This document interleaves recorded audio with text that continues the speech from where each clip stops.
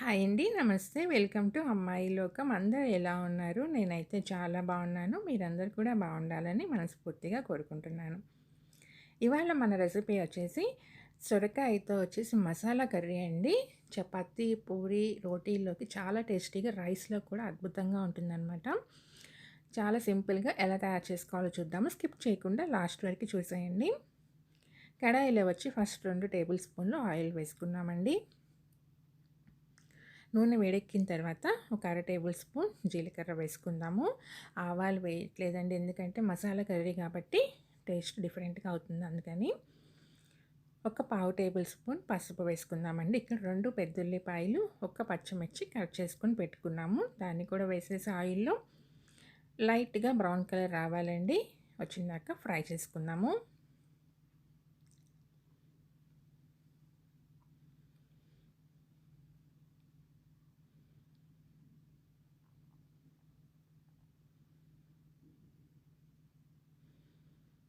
ఇది ఉల్లిపాయలు వచ్చేసి మనకి ఫ్రై అయినాయి అనమాట. ఇప్పుడు సొరకాయను వచ్చేసి పెద్ద పీసులుగా కట్ చేసుకుందాము. మరి చిన్న చిన్నగా కట్ చేసుకోబాక, ఉడికేటప్పటికల్లా ఇంకా మరీ మ్యాష్ అయిపోయినట్టుగా అయిపోతుందనమాట. చూడండి, క్యూబ్ కట్ లాగా ఇలా కట్ చేసుకుంటే సరిపోతుంది.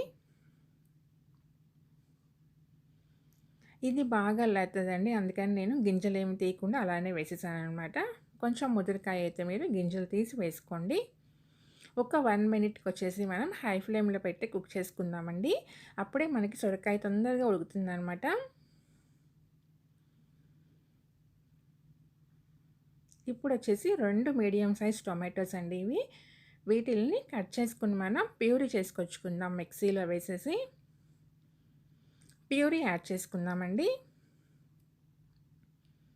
ఇప్పుడు ఇవి మంచిగా మిక్స్ చేసుకుని ఒకసారి మనం టమాటో ప్యూరీ వేసుకుని వచ్చేసాం. దాన్ని యాడ్ చేసుకుందామండి.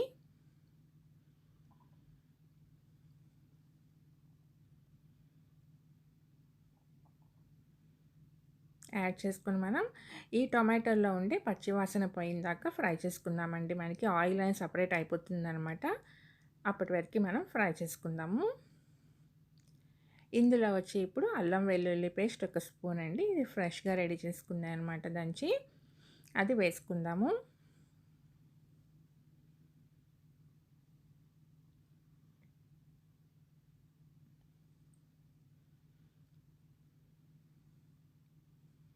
రుచికి సరిపడినంత ఉప్పు వేసుకుందామండి, ఎందుకంటే మనం ఫస్ట్ నుంచి ఉప్పు వేయలేదు.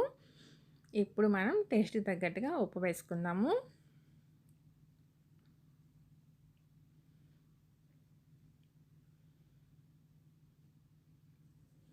చాలా క్విక్గా అయిపోతుందండి, చాలా టేస్టీగా ఉంటుందన్నమాట.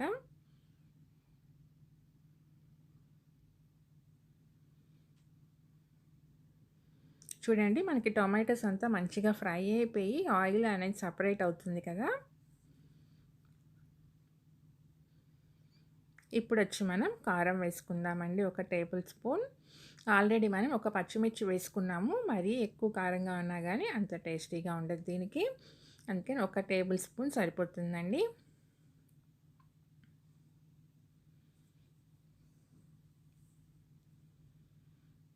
ఇప్పుడు మంచిగా మిక్స్ చేసేసుకుని మనం ఉడకటానికి సరిపడినంత వాటర్ వేసుకుందామండి. నేనైతే ఒక 250 ml to 300 ml water add చేసాను, సరిపోతుందండి.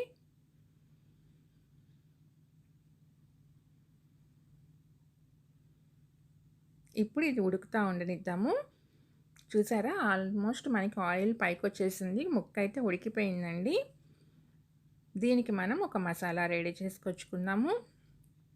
మిక్సీ జార్లో ఒక టేబుల్ స్పూన్ వచ్చి వేయించిన పల్లీలండి, ఆ తర్వాత ఒక టేబుల్ స్పూన్ నువ్వులు,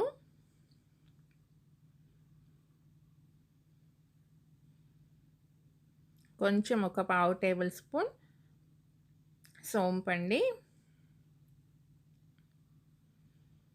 ఆ తర్వాత ఒక 4 జీడిపప్పులు,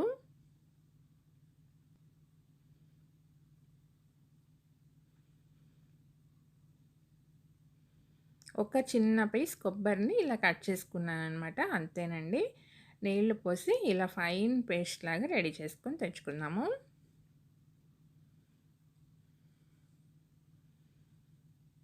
ఇప్పుడు కర్రీ చూడండి రెడీ అయిపోయింది కదా ఆల్మోస్ట్. మనకి దాంట్లో ఒక 1/2 టేబుల్ స్పూన్ ధనియా పౌడర్ వేసుకుందామండి.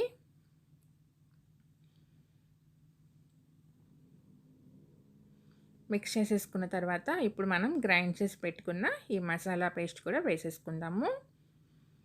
వేసుకుని దీంతో పాటు కొంచెం జార్లో నీళ్లు పోసేసి ఆ నీళ్లు కూడా వేసుకుందామండి.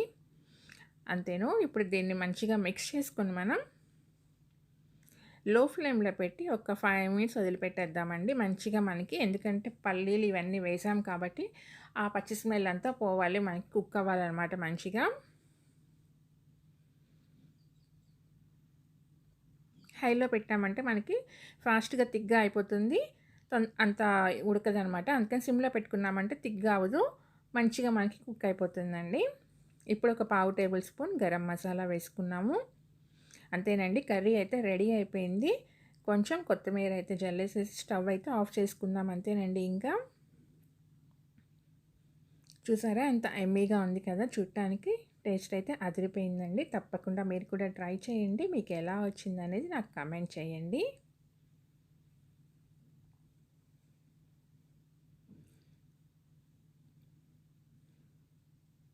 అలానే ఫస్ట్ టైం చూస్తున్నారా, తప్పకుండా సబ్స్క్రైబ్ చేసుకొని చూడండి, ఒక లైక్ ఇచ్చేయండి, మీ ఫ్రెండ్స్కి ఫ్యామిలీ మెంబర్స్కి షేర్ చేయండి.